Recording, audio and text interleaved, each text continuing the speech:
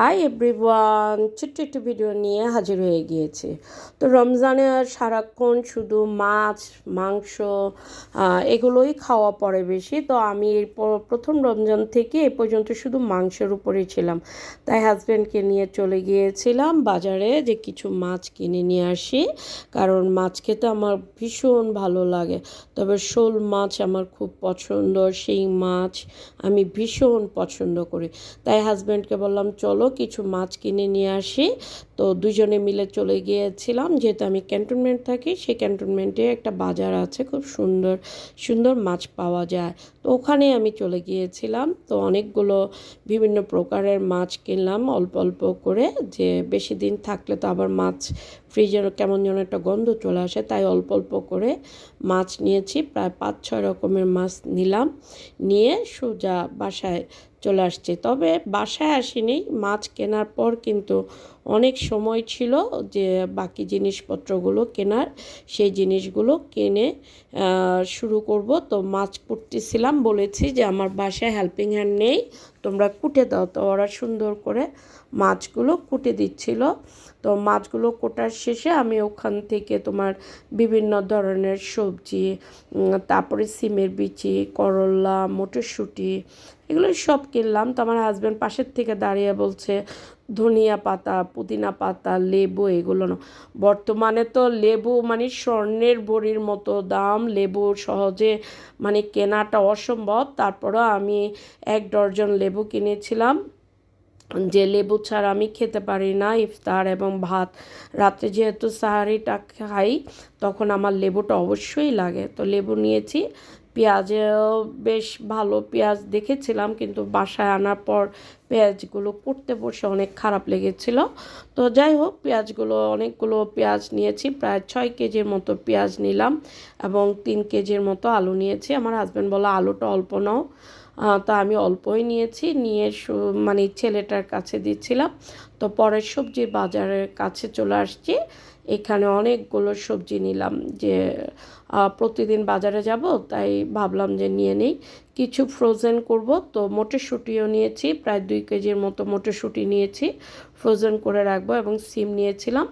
তো এগুলি কেনার পর চলে আসছি। পুদিনা পাতাগুলো দেখো একটু, এত সুন্দর তাজা তাজা পুদিনা পাতা, ইফতারের সাথে কিন্তু বেশ জমে যায়। তো অনেকগুলো এই পুদিনা পাতা নিলাম, কাঁচামরিচ নিয়েছি। তো এগুলো নেওয়ার পর এখান থেকে আবার একটা আমার মেয়ের জন্য ব্রকলি নিলাম, আমাদের পরিচিতই দোকান, তো ওর কাছ থেকে ব্রকলি নিয়ে সোজা হাঁটা দিলাম। বললাম যে আজকের মতো বাজার শেষ, চলো বাসায় যাই। তো বাসায় চলে গিয়েছিলাম। হাজব্যান্ড বলতেছে দাঁড়াও একটা রিক্সা ঠিক করে দেই, রিক্সাতে করে চলো। পরে রিক্সার উপরে সমস্ত মালগুলো আমি উঠিয়ে নিলাম। আমার যে বাজারে যে হেল্পিং হ্যান্ডটা ছিল, ও সুন্দর করে বাজারে এগুলো ধরে ধরে উঠিয়ে দিল। তা উঠে চলে আসছি, বাসার দিকে রওনা দিলাম। তো এই যে দেখো আমি বাসার দিকে রওনা দিয়েছি। খুব ভালো লাগছিল, বা মানে রাস্তায় এত লোকজন দেখে। আমি অবশ্য সবসময় বের হই না, মাঝে মধ্যে বের হই। আমার খুব ভালো লাগতেছিল সকাল টাইমে বাজার করাটা।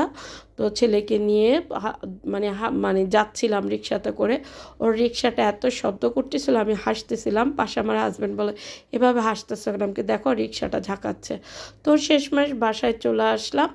বাসায় যেহেতু আমার হেল্পিং হ্যান্ড ছুটিতে চলে গেছে, তা আমার নিজেরই এগুলো ঘরের মধ্যে নিতে হবে। হাজব্যান্ড ক্যামেরা করছিল, তা আমি নিজে নিজেই সব জিনিসপত্রগুলো নিচ্ছিলাম, যে একটা একটা করে নিবে, একসাথে সবগুলো নিয়ে নিলাম। নিয়ে তারপরে এখানে তোমার ঘরের মধ্যে ঢুকাচ্ছিলাম। তো সবগুলো আস্তে আস্তে করে নিয়ে গিয়েছি, নিয়ে যাওয়ার পর এখন সব রাখলাম, রেখে এখন ফ্রিজে একটার পর একটা সুন্দর করে দেখছিলাম যে ঠিক আছে কি না জিনিসগুলো। তো প্রত্যেকটা গুছিয়ে নিচ্ছি, দেখতেই পাচ্ছ একটা একটা করে নামাচ্ছি এবং সবগুলো আস্তে আস্তে করে ভরিয়ে রাখতেছিলাম, যে দেখি কেমন হয়। এই তো আর কি। তো কেমন হলো বন্ধুরা আমার ভিডিওটা? যদি ভালো লাগে অবশ্যই একটা সাবস্ক্রাইব করে দিবে এবং পাশে থাকা বেল আইকনটি প্রেস করে দিবে, যাতে পরবর্তী ভিডিওর নোটিফিকেশনগুলো তোমাদের কাছে চলে যায়। প্লিজ আমার চ্যানেলটাকে সাবস্ক্রাইব করে দিবে। ধন্যবাদ। কেমন হলো ভিডিওটা শেষ পর্যন্ত তোমরা দেখো। যদি ভালো লাগে অবশ্যই একটা লাইক কমেন্ট করে দিবে।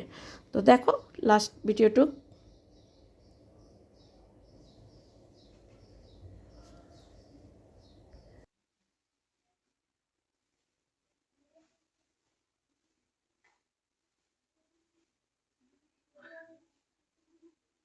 মাছটি ভালোই হয়েছে না? আজকে এইভাবে মাছগুলো ভুনা ভুনা করে দিব, কি বলো? ভুনা মাছ খাবা?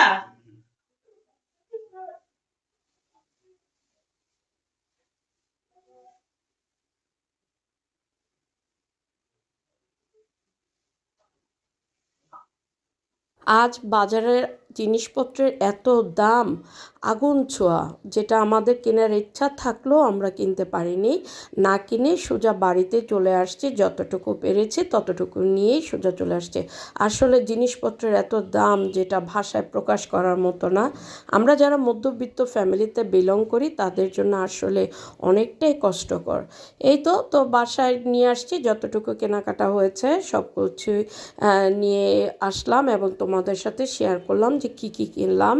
তো ভালো লাগলে অবশ্যই আমার চ্যানেলটাকে সাবস্ক্রাইব করে দিবে এবং পাশে থাকা বেল আইকনটি প্রেস করে দিবে, যাতে পরবর্তী ভিডিওর নোটিফিকেশনগুলো তোমাদের কাছে চলে যায়। ধন্যবাদ।